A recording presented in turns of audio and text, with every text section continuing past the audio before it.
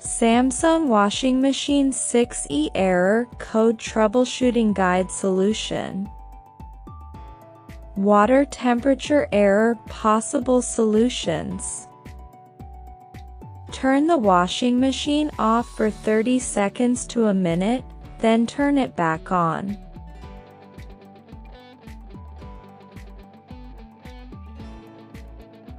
Repeat the process a few times if the error code persists. The 6E error code on a Samsung washing machine indicates a problem with the water temperature sensor. The error can be caused by a faulty sensor, wiring issues, or communication problems between the sensor and the control board.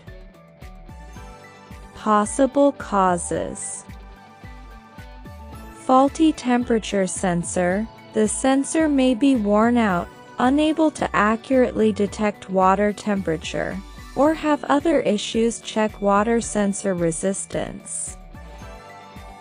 If resistance not okay, replace the sensor.